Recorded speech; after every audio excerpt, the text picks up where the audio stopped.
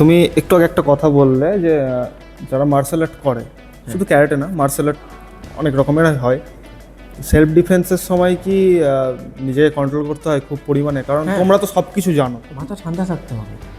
তবে আমি ওর থেকে আলাদা কীভাবে হলাম, আমার আমার আমার ক্ষেত্রে আমি নিজে বলি, তবুও আমার মাথাটা একটু গরম হয়ে যায়, তো ঝামেলা করছে, কিন্তু আমি নিজে মানি যে আমি অন্যায় করছি না, তখনই একটু আমার মাথাটা গরম হয়েছে, আমি অন্যায় করছি না, ও অন্যায় করছে, তবু একটু তখন হয়তো দুটো কথা বলে দিই, তখন কিছুক্ষণ পর হয়তো মনে পড়ে যে না, সিয়ান্দাই তো এটা করতে বারণ করেছে।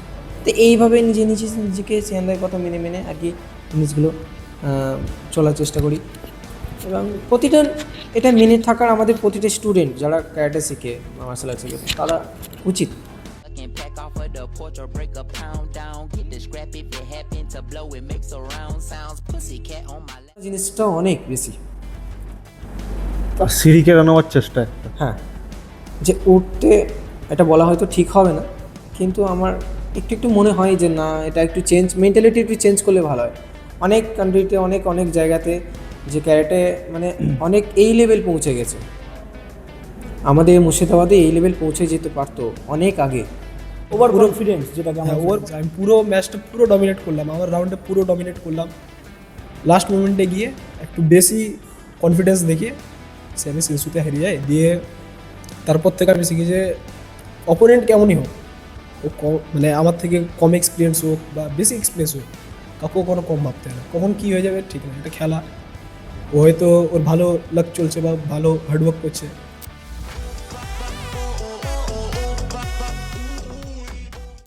একজনের বয়স মাত্র 21, একজনের বয়স মাত্র 16, এবং ক্যারেটে জগতে সর্বোচ্চ এটা আমরা জানি ব্ল্যাক বেল্টের অধিকারী দুজনেই। ইভেন ইন্টারন্যাশনাল ন্যাশনাল পর্যন্ত দুজনেই খেলেছে।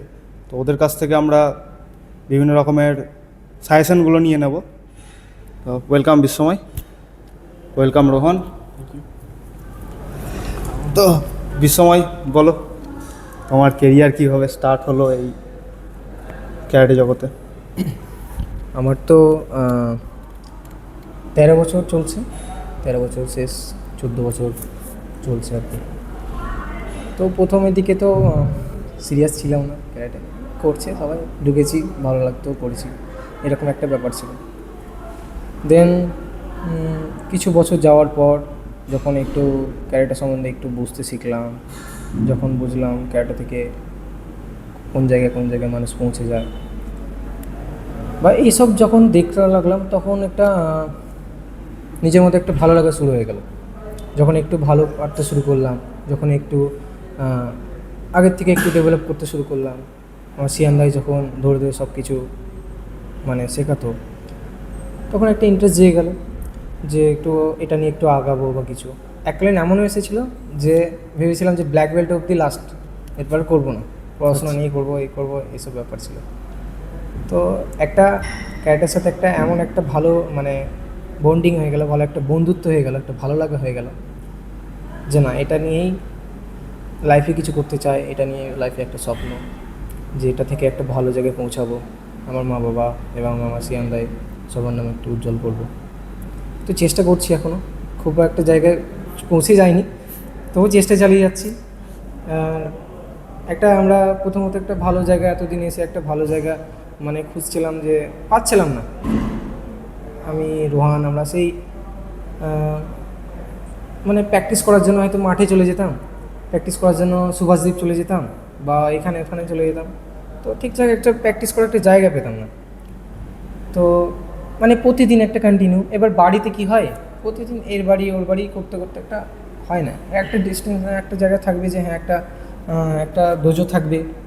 দোজো মানে জাপানিজে এই প্লেসকে দোজো বলে, প্লেগ্রাউন্ড যেটা। হ্যাঁ, তো এই প্র্যাকটিস এরিয়াকে, তো সেরকম দোজো একটা ছিল না। তো এই জিমের জন্য একটা বেশ ভালো জায়গা, মানে সেই এই জিম থেকে আরও মানে প্র্যাকটিস করে করে আরও ইমপ্রুভ হয়ে যায়, মানে আরও 5 জন আসে আমাদের দিকে থেকে, আরও 5 জন 2 জন আরও মানে প্রভাবিত হয়।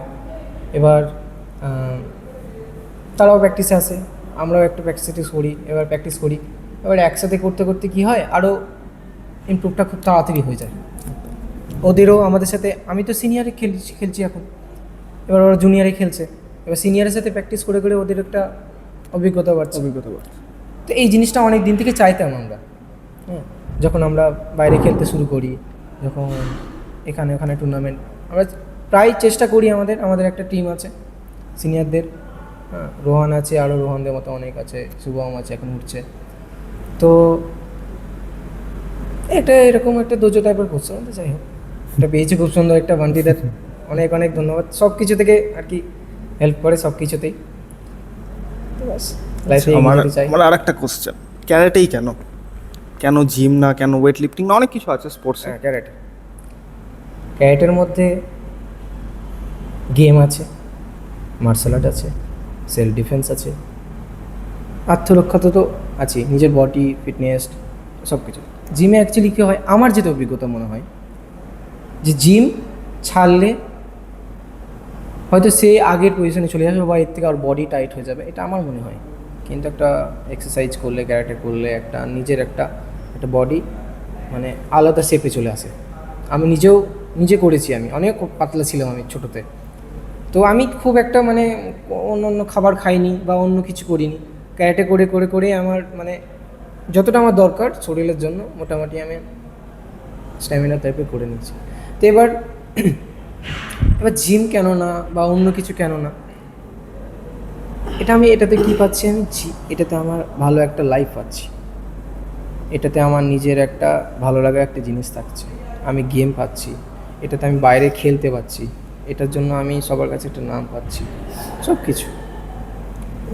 একদম নিজের মানে যেটা একদম ইচ্ছে ছিল সেটা পূরণ হচ্ছে। হ্যাঁ, সব কিছুতে পূরণ হচ্ছে আমার মামার ইচ্ছে, মায়ের ইচ্ছে, সবার ইচ্ছে। এবং আমাদেরকে নিয়ে আগে সত্যি কথা বলতে কি মানে মানুষ আগে চিনতো না, সেইভাবে চেনা পরিচিত না। এখন রাস্তাঘাটে দেখা হলে ক্যারেটে বয় বা ক্যারেটে কিট কত কী মজা ঠাট্টা করে বলে, কিন্তু হ্যাঁ ভালোবাসে সবাই প্রত্যেকে ক্যারেটে হিসেবে, যে হ্যাঁ বলে যে হ্যাঁ তুই এগিয়ে যা, বান্টিতে বলে তোর যা কিছু কর, সব কিছুতে আমরা আছি। একদম আমরা সবসময় পাশে থাকবো। রোহন, কিভাবে তোমার মানে ক্যারেটেতে আসা আর কি তোমারই? আমার এই টাউনে সেখানে রাহুল পাত্র নতুন যখন ক্যারেটে করা শেখায়, তখন সিয়ানদের প্রথম ম্যাকেঞ্জিতে শেখাতো, ম্যাকেঞ্জি। তখন একবার আমার বাবা তখন মাঠে যেত রেগুলারলি, তো এমনি একদিন দেখছে যে স্যার ক্যারেটে করাচ্ছে, দিয়ে বাবা ভাবলো যে আমাকে একবার ক্যারেটে মানে ইন্ট্রোডিউস আমার সামনে, দিয়ে আমাকে এমনি মাঠে নিয়ে গেলো একদিন। দিয়ে মাঠে নিয়ে গিয়ে আমাকে বলছে ক্যারেটে করবি? দিয়ে বললাম যে হ্যাঁ করবো। মানে ছোটোবেলায় সব করার ইচ্ছা, তো আমাকে ভর্তি করলো। প্রথম 2 দিন ক্লাস করলাম, খুব ভালো লাগলো। দিয়ে অ্যাডমিশন হয়ে গেলো আমার ওখানে। দিয়ে ওখান থেকেই আমার ক্যারেটের জার্নিটা শুরু। দিয়ে এখন করতে করতে মাঝখানে আমি ছেড়েও দিয়েছিলাম লকডাউনের টাইমে, তখন আমার বডির শেপও খুবই মানে কেন বলবো, ছেড়ে দিলে ফ্যাট গেন হয়ে গেছিলো আমার খুবই। দিয়ে আবার আমি রিজয়েন করি 2021-এ। দিয়ে রিজয়েন করার পর তখন আমার খেলাও তো ভালো ছিল না, ঠিক আছে, মানে তখন আমিও সিরিয়াসলি নেয়নি ক্যারেটেটাকে, জাস্ট এমনি করছিলাম। টুর্নামেন্ট যেতাম, ব্রোঞ্জ, সিলভার, অনেক সময় পজিশনটা পেতাম না।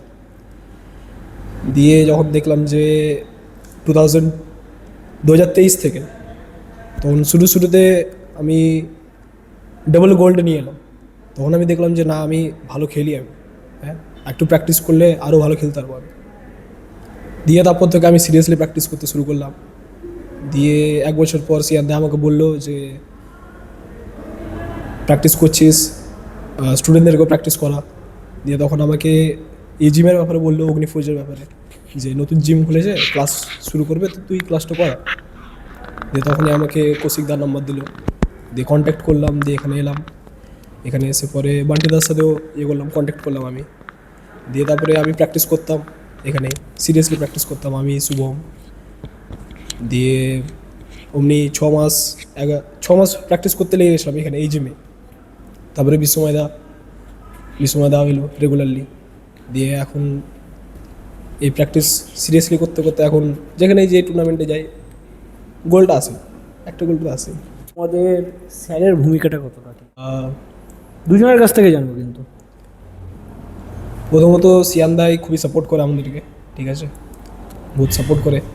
এক টাইম এমন ছিল যে ব্ল্যাক বেল্টের এক্সামের জন্য 10,000 টাকা ফিস, ঠিক আছে। তখন বাড়িতে বলছিল যে ব্ল্যাক বেল্টের এক্সাম দিয়ে যখন ফিসটা বললাম দিয়ে বললো যে এবছর না পরের বছর দে, প্রত্যেক বছর একবার করে হয় জানুয়ারি মাসে। দিয়ে তখন আমাকে সিয়ান দাই বহুত সাপোর্ট করে, দিয়ে আমাকে বলে যে ব্ল্যাক বেল্টের এক্সাম দে। দিয়ে আমি বললাম যে বাড়িতে একটু প্রবলেম চলছে, দিয়ে বলে যে কই না আমি দিয়ে দিচ্ছি টাকা। তখন সিয়ান দাই নিজেই পয়সা দিয়েছিল। তারপরে সিয়ান দাই কুমিতে করার সময়, কুমিতে বা কাতা ফাইটিং প্র্যাকটিস করার সময় ছোটো ছোটো ভুল ধরিয়ে দেয়। তারপরে ডিসিপ্লিন আরও অনেক কিছু এমনি, এটাই মানে এক কথা বহুত সাপোর্ট করে সিয়ান দাই আমাদেরকে। মানে তোমার যেটা মেন কথা, মানে যদি ফ্যামিলির পরে কেউ থাকে তাহলে তোমাদের স্যার তোমার জন্য বেশি ইম্পর্টেন্ট। হ্যাঁ ফ্যামিলির পরে স্থান তুমি তোমার স্যারকে দিতে চাইছো। হ্যাঁ স্যার। একদম ঠিক আছে। তোমার বিশ্বময়? আমার তো ফ্যামিলি পরে গুরুই আছে, গুরু মানে সেই সিয়ান্দাই রাহুল পাত্র। তো আমি মাকেও বলি এবং আমার বন্ধু বান্ধবও জিজ্ঞেস করলেও একটা কথাই বলি যে হ্যাঁ, ফ্যামিলি পরে যদি আমার কেউ থেকে থাকে সবসময় পাশে আমার সব কিছুতে, সিয়ান্দাই রাহুল পাত্র। তিনি আমার লাইফের ব্যাপারে প্রতিটা জিনিসও আমাকে সাবধান করতে থাকে, প্রতিটা স্টেপ চলার থেকে, প্রতিটা ডিসিশন নেওয়াতে, যে কোনো কিছু শাসন, বকা এবং বোঝানো, সব কিছুতে সাপোর্ট। খেলার দিক থেকে তো অবশ্যই সব জায়গাতে গিয়ে এইভাবে ওইভাবে, যেমন নিজের স্টুডেন্টকে একটা কী হয় না যে একটা নিজের স্টুডেন্ট প্রতি একটা আলাদা একটা টান থাকে, আর সিয়ান ভাই নিজের ছেলের মতো প্রতিটা স্টুডেন্ট এমন না যে আমি ও বা ও, প্রতিটা স্টুডেন্টকে অতিরিক্ত মাত্রায় ভালোবাসেন। কারণ সিয়ান ভাই আমাদের ছাড়া, ক্যারেটের জগৎ ছাড়া সেরকমভাবে মেশে না, আমরাই তাদেরকে ফ্যামিলি, এটাই উনি মনে করেন। সেই 20 বছর 22 বছর থেকে তিনি ক্যারেটেতে আছে এবং আমাদেরকে এই জিনিসটা মেনে চলে, ভেবে চলে আর কি। তো আমার ক্ষেত্রে তাই সেম, প্রতি টুর্নামেন্টে সিয়ান্দা একটু প্রবলেম চলছে, তো একটু ঠিক আছে তুই এখন ফর্মটা ফিল আপ করে পাঠাতো, আমি দেখছি তখন একটু আমি টাইম মতো তখন দিয়ে দিবি। প্রতি টুর্নামেন্টে আই করতে করতে করতে সিয়ান্দা কাছে আমার এত জমে গেছে। হ্যাঁ, তো কলকাতাতে পড়তে পড়তে বলে ওখানেও কলকাতাতে আমি পড়তে পড়তে এবার ওখানেও আমি প্র্যাকটিসের জন্য আমার ঠিক করে দিল জায়গা, যে এখানে গিয়ে প্র্যাকটিস কর, প্র্যাকটিস থামবি না। এবং কোনো ঝামেলা জোর ঝামেলা যে তুই একটা ক্যারেটে শিখছিস বা মার্শাল আর্ট শিখছিস, তার জন্য যদি সাধারণ ছেলেকে বা ঝামেলা হলো যে মারতে চলে যাবি না। আমি এই পয়েন্টটাতেই আসছিলাম, বলো। আমি এই তো পয়েন্টটাতে এই বিষয়গুলো অনেক কিছুতে সাবধান করে যে সব মেয়েদের সাথে এইভাবে কথা বলবি না, ক্যারেক্টার যারা আছে তাদের সাথেও ভেবেই সব কিছু মেনে মেনে চলবি। এখনকার কী হচ্ছে, একটু পরিচয় হচ্ছে কথা বলতে লেগে যাচ্ছে, এটা ঠিক আছে, বাবা মা জানছে, তখন একটা ক্যারেক্টার প্রভাব পড়ছে যে হ্যাঁ ক্যারেক্টার ছেলে পেলে বা সেন্সি এরকম কথা বলছে একটা মেয়ের সাথে একটা। তো এই সব দিক ভেবে অনেক কিছুতে সব কিছুতে সাপোর্ট। এবং আমাকে লালগোলাতে একটা একাডেমি খুলে দেয় আমাকে সিয়ান্দারি একাডেমি, আমি এখন ওখানে ক্লাস করাচ্ছি। সিয়ান্দাই আমার একটা লাইফের জন্য একটা ভেবেছেন এবং প্রতিটা স্টুডেন্টের সবসময় সব কিছু ভাবেন, নিঃস্বার্থভাবে সব কিছু মানে ভেবে চলছে। গুরুদেব তো সমস্ত কিছু ভাববেন, হ্যাঁ, গুরু তো শিষ্য তৈরি করার একদম, জন্যই। একদম, একদম। আচ্ছা, এবং প্রতিটা ধরে স্টেপ আমি এককালীন মানে পাঞ্চ অ্যাকচুয়ালি কী হয়, সো এইভাবে পাঞ্চ হয়। তা আমাদের কী হয় বেশিরভাগই স্টার্টিংয়ে এইভাবে পাঞ্চ হবে, নাহলে এইভাবে পাঞ্চ হবে, এই করতে করতে মানে জিনিসটা শেখা যায়। তো এইভাবে হাতে ধরে সিয়ান্দাই শেখায়। কখনো বেল্টের বাড়ি মেয়ে শিখেছেন, কখনো মানে এর একটা বন্ধুত্বভাবেও একটা সিয়ান্দের সাথে একটা পরিচয়, একটা ভালোবাসা এবং ফ্যামিলি, একটা গার্জেন, সব কিছুতে। একদম। তুমি একটু আগে একটা কথা বললে যে যারা মার্শাল আর্ট করে, শুধু ক্যারেটে না, মার্শাল আর্ট অনেক রকমের হয়, সেলফ ডিফেন্সের সময় কি নিজেকে কন্ট্রোল করতে হয় খুব পরিমাণে? কারণ হ্যাঁ। তোমরা তো সব কিছু জানো। অতিরিক্ত মাথা ঠান্ডা থাকতে হবে।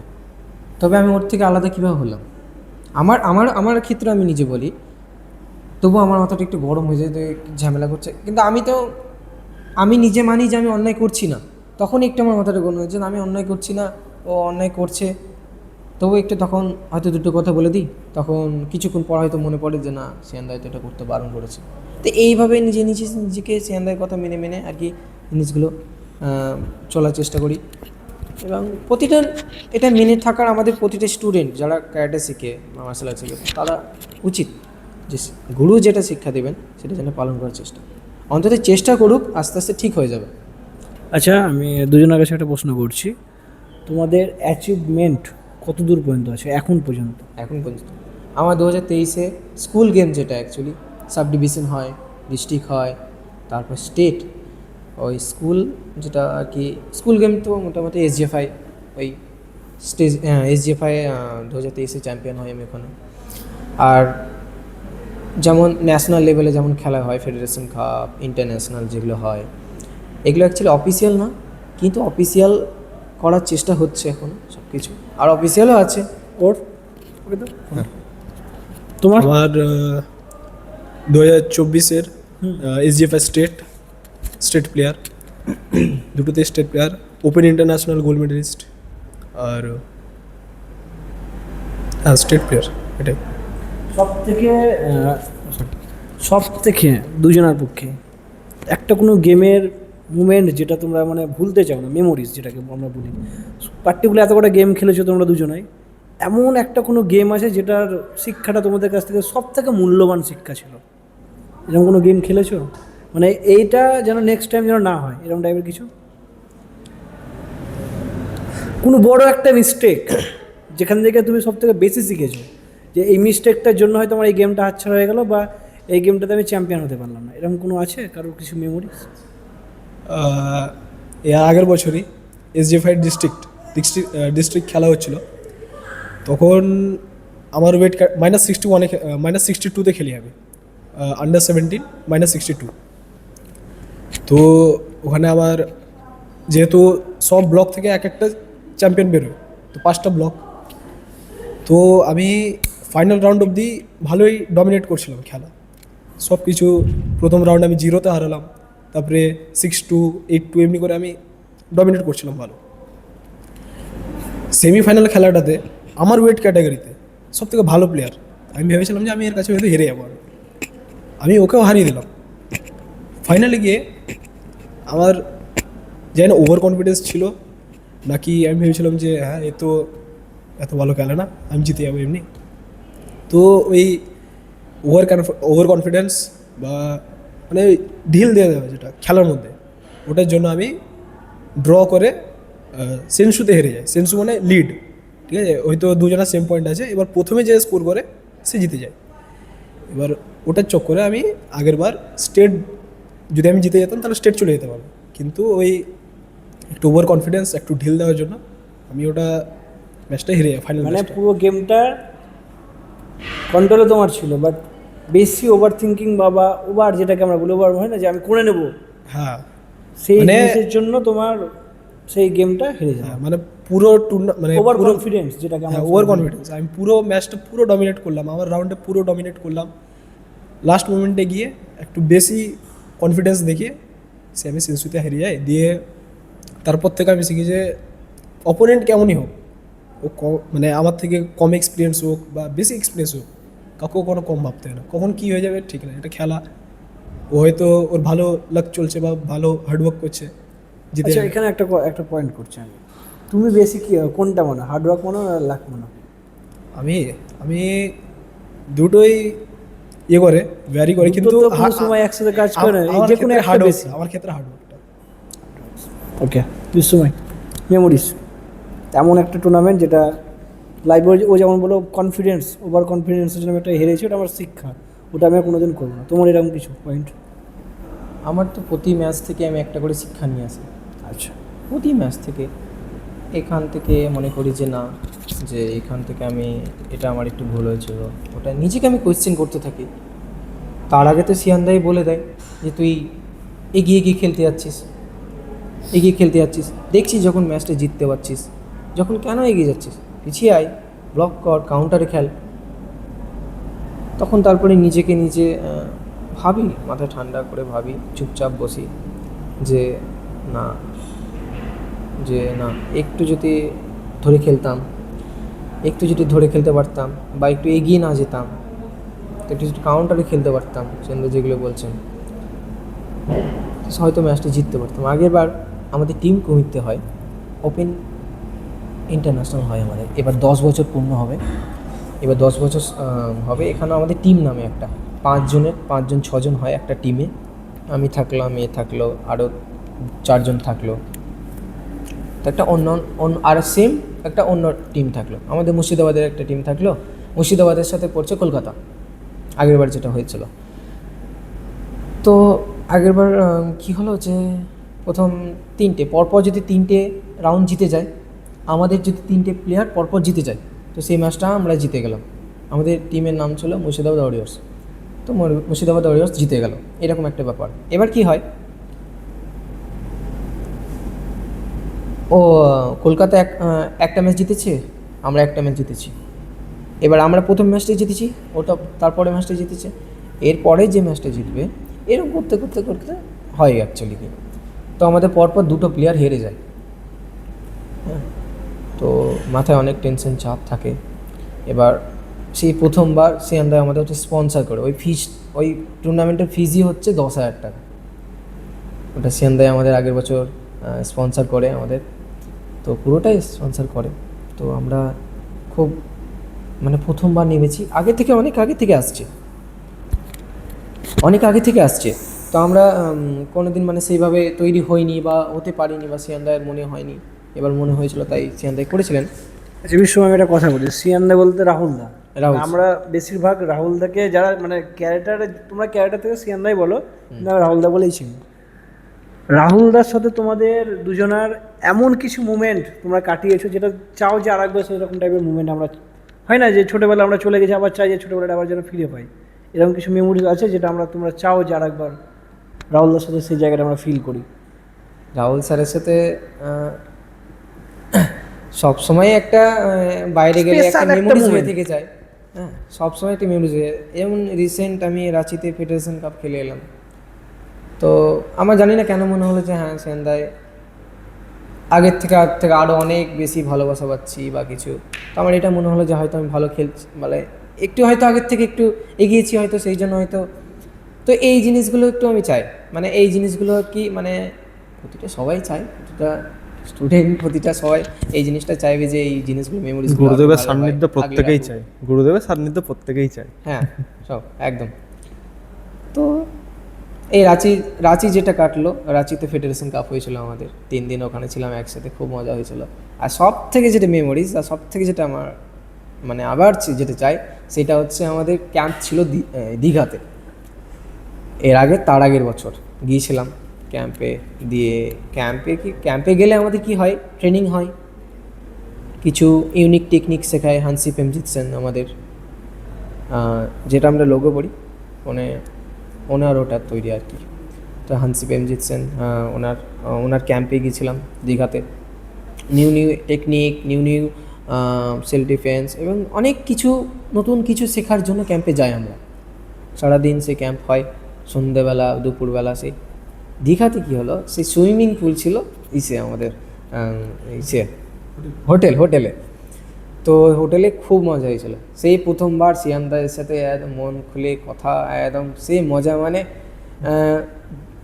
মানে সেই যে মুভমেন্টটা গিয়েছিল, মানে আমাদের সারা জীবনে এখনও আমরা বলি যে আবার ফিরে পেতে চলেছি। আর কিছুদিন পরে আমাদের 27 তারিখ আমরা ক্যাম্পে বেরিয়ে যাব, তো আবার সেম জিনিসটা হতে চলেছে, ওইখানেও আবার সুইমিং পুল আছে। তো বেশ আগের একটা মুভমেন্ট, একটা স্মৃতির একটা মনে পড়ে যাবে।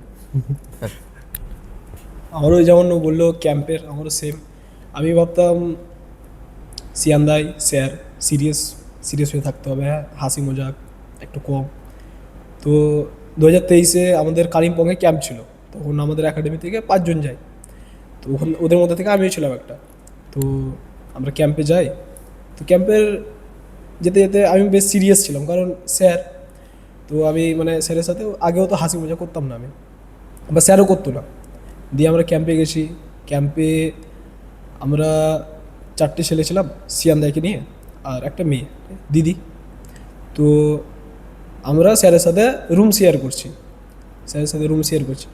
দিয়ে সেদিনকে প্রথম দিন আমরা দুপুরবেলায় পৌঁছায় ওখানে কালিম্পংয়ে, হোটেল আমাদের সব এন্ট্রি হয়, আধার কার্ড দেখে সব, দিয়ে সন্ধ্যেবেলায় আমরা নিচে ওই খেতে বসলাম সবাই, দিয়ে দেখছি সিয়ান্তে তখন ইয়ার্কি করছে, তারপরে হাসি মজা করছে, ফ্রেন্ডলি বিহেভ করছে ওই মোমেন্টটা।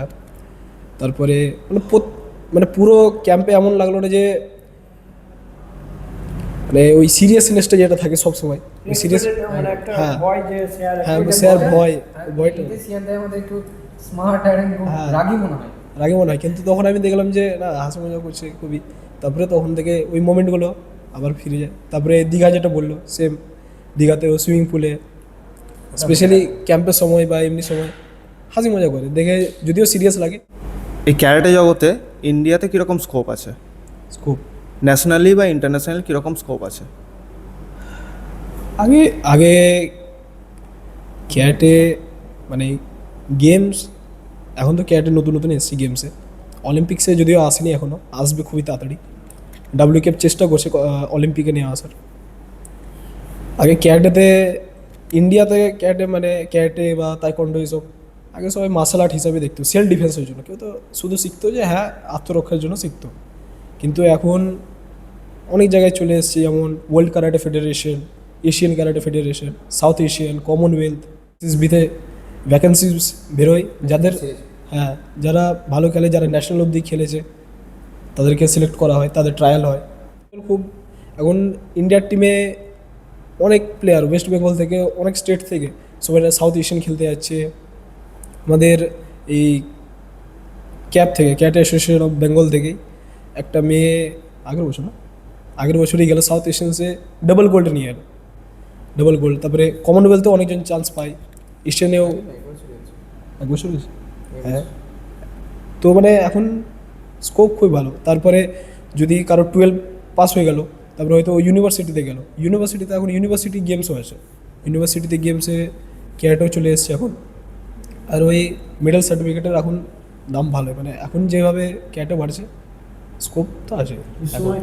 সেম জিনিসই আমি বিশ্বময়কে একটু অন্যভাবে জিজ্ঞেস করছি, ঠিক আছে? সেম জিনিসই জিজ্ঞেস করবো একটু অন্যভাবে। অনেকটাই বলে দিয়েছি, হ্যাঁ, অনেকটাইও বলে দিয়েছে। অনেকটাই বলে দিয়েছে আর কি। আমাদের সিলেকশন হয় এই যে, এখন আগে কি হতো, আগে রঘুনাথগঞ্জে ক্যারাটে বলে কিছু একটা ছিল না, আর এখন রঘুনাথগঞ্জে বলে না, এখন প্রতিটা মানে শহরে আর কি।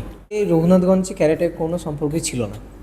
প্রথমত রাহুল স্যার, আমি একটা কথা বলি, আমি মানে তোদের মানে রাহুলদার কাছ থেকে যতদূর শুনেছি, রাহুলদার সাথে আমার আগে প্রায় 1.5 বছর আগে কথা হয়েছিল বিষয়টা নিয়ে। তো রঘুনাথগঞ্জবাসীদের জন্য আমি এটা কথাটা বলছি, যখন রাহুলদা ফার্স্ট টাইম বহরমপুর থেকে রঘুনাথগঞ্জে ক্যারাটে শেখাতে আসে, আমি কয়েকটা মাঠ, আমি নাম করছি না, কয়েকটা মাঠে রাহুলদা বলেছিল আমি এরকম ক্যারাটে শেখাবো ফ্রি, কেন সেলফ ডিফেন্সটা খুব দরকার। তো অনেক মাঠ মানে দুটো থেকে 3 রকম মাঠ, তারা উত্তর একটাই দিয়েছিল যে আমাদের মাঠে কোনো ধরনের মারাপিট টাইপের আমরা খেলা শেখাবো না। হ্যাঁ একদম। এখন বর্তমানে রাহুলদাকে আমি রাহুলদা বলেই চিনি, আমার থেকে অবশ্যই সিনিয়র যথেষ্ট।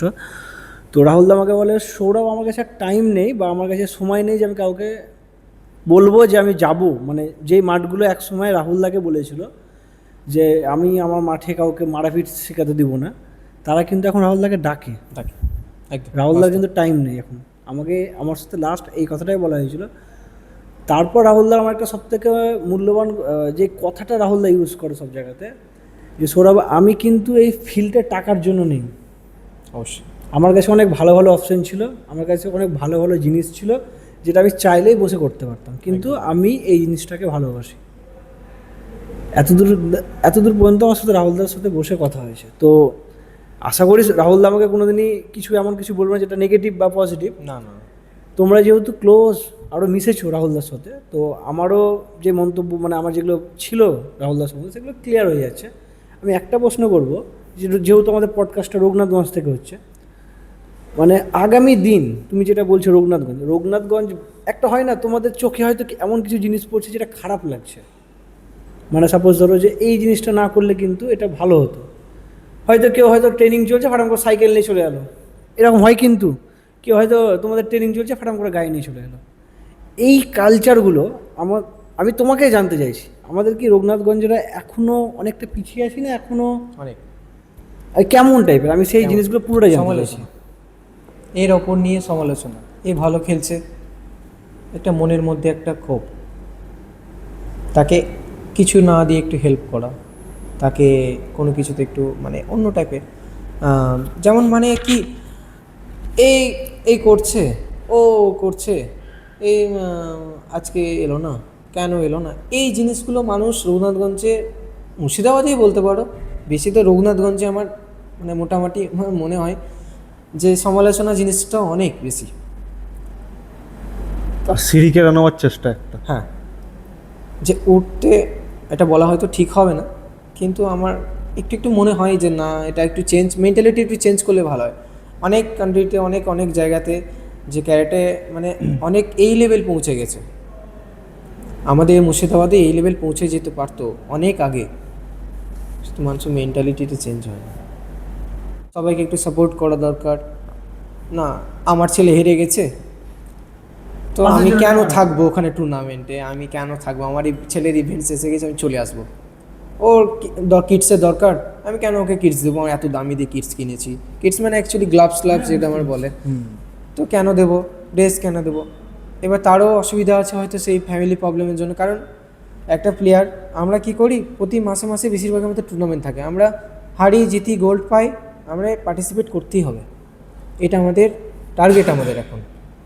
তো এই কারণে এবার টুর্নামেন্টের ফিসগুলো একটু পরপর হয়তো হয় না আর কি, তো সেই জন্য অনেকে কিনতে পারে না, আমি নিজেই কিনতে পারিনি, আমি নিজেই 1 বছর 1.5 বছর হলো আমি ভালো একটা কিটস কিনতে পেরেছি, একটা ড্রেস কিনতে পেরেছি।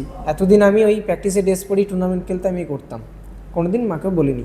তো এই জিনিস এরকম অনেক কারোই আছে, তো এই যে মেন্টালিটিগুলো একটু এগুলো চেঞ্জ হলে খুব ভালো হয়।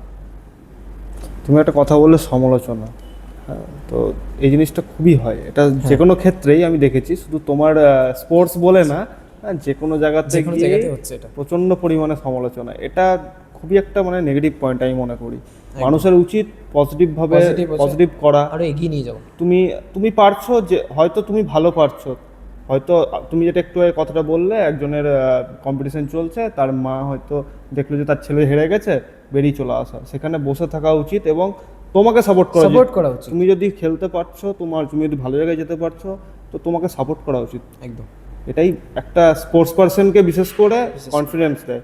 আর যখনই দেখবে না উঠে চলে যাচ্ছে, তখন একটা স্পোর্টস তার পার্সন, বাচ্চাটাও তো সেই শিক্ষাটা পাচ্ছে না, যে মা বা বাবা এরকম করছে তো চলে আসছে, সেও তো সেই জিনিসটা পরবর্তীতে ক্যারি অন করবে, আরও 5টা সেই জিনিসটা শিখবে। তো কি অ্যাকচুয়ালি যখন ফ্যামিলি, মনে করো ফ্যামিলি কি, ফ্যামিলি যদি আজকে আমার যদি কিছু একটা আঘাত পায়, কষ্টটা আমি পাবো, তাই আমি মনে করি ক্যারেক্টারকে সবাই ফ্যামিলি হিসেবে মানুক, গুরুকে মেনে চলুক, তার লাইফ এগিয়ে যাক। এমনকি ক্যারেটে এমন না যে ক্যারেটে করলে কিছু হবে না, এই এসএসবির 12টা ভ্যাকেন্সি ছেড়েছে, 12টা মানে কম ব্যাপার না, শুধু ক্যারেটের অনলি, আর 200 কতটা তো পুরো স্পোর্টস কোটারই ছেড়েছে। তো 12টা ভ্যাকেন্সি, এখানে ট্রায়াল দিক, যারা খুব ভালো খেলে ট্রায়াল দিক, হবে অনেক কিছু হবে, অনেক ট্রাই করলেই হবে। ক্যারেটেতে জিডি আছে, এরি আছে, স্পোর্টস কোটা তো অ্যাভেলেবেল আছে, একটু ট্রাই, একটু চেষ্টা করলে, একটু ভালো খেলতে পারলেই হবে। একদম। আর যদি ট্রাই করে যদি নাও হয় জব, তাহলে এটা অ্যাজ এ বিজনেস দেখা যায়, অনেক ক্ষেত্রেই আছে, এটা অ্যাজ এ বিজনেস হিসেবে দেখা যাবে। দুটো প্রশ্ন করি রোহানকে, সময় অনেক প্রশ্ন করে ফেলেছি আজকে।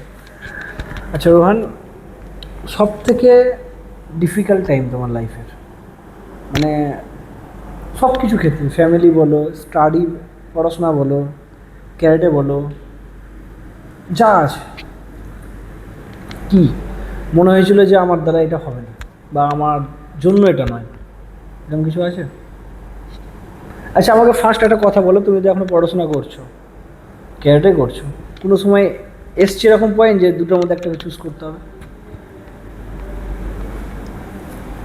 এমনি পয়েন্ট তো আসেনি, মানে মাথায় আসেনি যে যে কোনো একটাকে চুজ করতে হবে।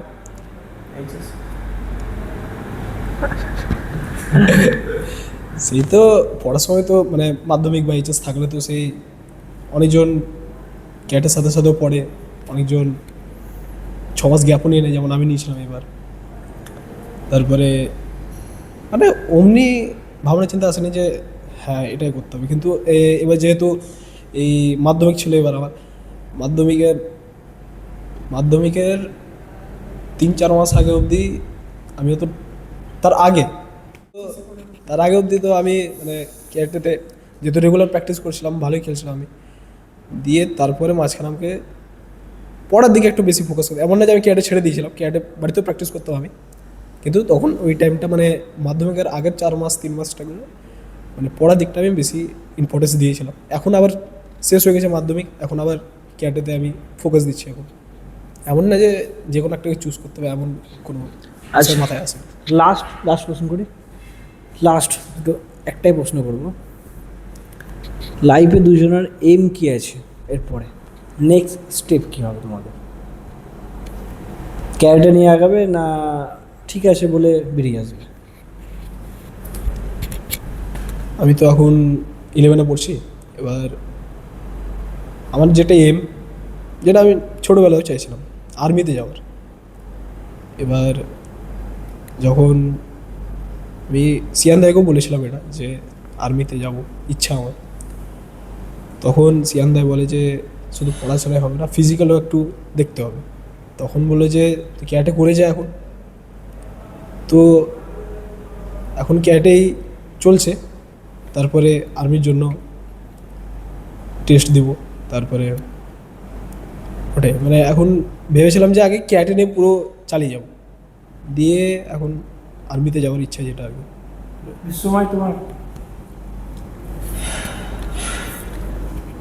তুমি যেটা একটু আগে জিজ্ঞেস করলে যে লাইফে কোনো এরকম অপশন এসছে কিনা, অপশন আমার এসছে, এইচএসে পরে এসছে।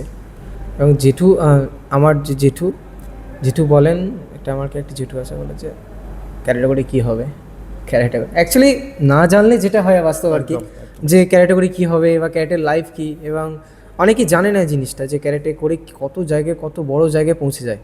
আজকে আমাদের রাহুল স্যারকে দেখো, বা আরও অনেক সেন্সি আছে, ইচ্ছে থাকলে সব কিছু সম্ভব হয়, আমি সেটা মনে করি।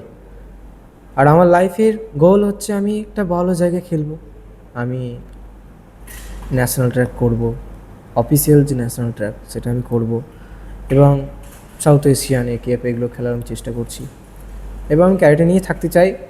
এবং ক্যারেটে আমার এখন একটা এমন হয়ে গেছে যে ক্যারেটে আমার লাইফ একদিকে, বাকি ফ্যামিলি, বাইরে ঘোরা, এই করা, ওটা একদিকে। ওটার জন্য মন খারাপ করার জন্য আমি এইটার প্রতি আমি চলি। একদম, আমরা একদম শেষ মুহূর্তে চলে এসেছি পডকাস্টে, আর দর্শকদেরও হয়তো সময় হবে না, 30 মিনিট ধরে হয়তো ভিডিওটা দেখছে, তো দর্শকদের জন্যে কিছু একটা বলো যেটাতে দর্শকরা ইন্সপায়ার হবে। আমার এখন যেটা বলা যে মেয়েদের জন্য যেটা দরকার এখন সেলফ ডিফেন্স দরকার। এখনও ওয়েস্ট বেঙ্গলে প্রচুর হচ্ছে, আশা করি এর পরবর্তীতে না হওয়ার চান্স বেশি, তবুও কখন কি হয়ে বসে সেটা তো ঠিক নেই।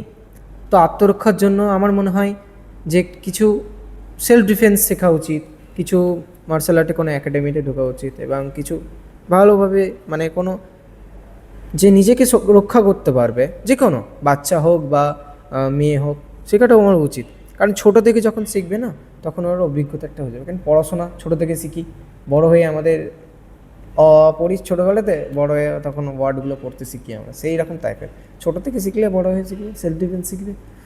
এবং আমার মনে হয় ক্যারাটে শেখাটা অত্যন্ত খুব বাচ্চা এবং আর মেয়েদের খুব অত্যন্ত দরকার। এখনকার যে পরিস্থিতি আমার মনে হয় খুব দরকার। একদম। রোহন? যেটা বললো ক্যারেটে এখন মানে এ সময় ইম্পর্টেন্ট হয়ে গেছে খুবইটা, সেলফ ডিফেন্সের হোক বা স্পোর্টসের হোক, এটাই অনেকজনের যেমন অনেকজন বলে যে আমি ডিপ্রেশনে গেছি, আমার এংজাইটি হচ্ছে বা মেন্টাল হেলথ ভালো না আমার। ক্যারেটেতে যদি আসে, ক্যারেটে আমাদেরকে ডিসিপ্লিন শেখায়, বিভিন্ন রকম সিচুয়েশান থেকে কীভাবে ডিল করতে হয় ওটা শেখায়, আর নিজের উপরে কন্ট্রোল রাখাটা শেখায় ক্যারেটে। অনেক সময় আমি দেখেছি যে যারা হয়তো একটা মার্শাল আর্টিস্ট আছে এখানে, যে ক্যারেটে বক্সিং যে এই মার্শাল আর্ট করুক, আর সামনে এমনি একটা ছেলে আছে, ওদের মধ্যে কিন্তু সব থেকে বেশি কাম বা ঠান্ডা মাথায় যে থাকবে সে একটা মার্শাল আর্টিস্টে থাকবে। কারণ ও জানে যে ওর একটা পাঞ্চ বা একটা কিকে ওর যতটা লাগবে না, ওর শুধু একটা পাঞ্চে ও নকআউট হতে পারে। তো মার্শাল আর্ট আমাদেরকে ডিসিপ্লিন, কীভাবে মাথা ঠান্ডা রাখতে হবে এসব শেখায়। এবং এখনকার সময়ে ক্যাডে তো নেসেসারি হয়ে গেছে, মার্শাল আর্টস নেসেসারি হয়ে গেছে।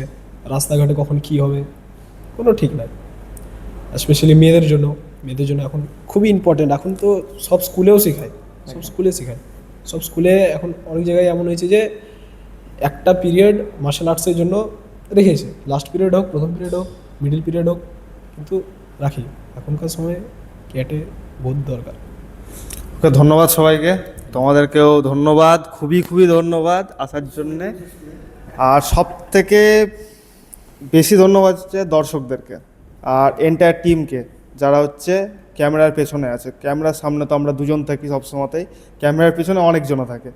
তো এই যে খাটনিটা, এটার জন্য তোমাদেরকে খুবই ধন্যবাদ। আর যারা ভিউয়ার্স আছো, তারা এই খাটনিটার একটু মূল্য দাও। সাবস্ক্রাইব করছো না তোমরা, ঠিক আছে? চ্যানেলটাই জাস্ট ভিডিওটা দেখছো, চলে যাচ্ছ। সাবস্ক্রাইবটা করো, একটা লাইক দাও, কমেন্ট দাও, খুব ভালো লাগবে। এবং ভালো ভালো আগামী দিনে গেস্ট আনতে পারবো আমরা। আজকে বিশ্বময়ের মতো ভালো ভালো গেস্ট আসবে এবং তাদের কাছ থেকে আমরা কিছু শিখতে পারবো। রোহন এসছে, রোহন খুব ভালো একটা ছেলে, এবং আমরা পরবর্তীতে যেন ভালো গেস্ট আনতে পারি, এটা যেন আমরা করতে পারি। আমাদেরকে মোটিভেট করো, সাবস্ক্রাইব করো, লাইক করো, কমেন্ট করো। আচ্ছা, আর সব থেকে বড় কথা, আমাদের চ্যালেঞ্জ যেমনই আছে, আমার কোনো প্রবলেম নাই এটা নিয়ে পিংসদা। আমার একটাই জিনিস, এদের মতন ছেলেগুলো যেন ছোটো ছোটো ক্ষেত্রে না আটকে যায়। যেমন ও একটা কথা বলেছে সব থেকে দামি, আমারও যেহেতু আমি একটা অ্যাথলিট, আমি জানি, চিয়ার আপ করতে শেখো। মানে যে টিম যেখান থেকে যাচ্ছে না এসে চিয়ার আপ করতে শেখো, বা যে খেলতে পারছে না গেম, তাকে কিছুটা হেল্প করা যেতেই পারে। তো আমার এগুলোই, আর কিছু বক্তব্য নয়। এরা যেন আগামী দিনে ভালো জায়গায় যায়, আমি অপেক্ষাতে রইলাম। আশা করি আমি দেখতে পাবো।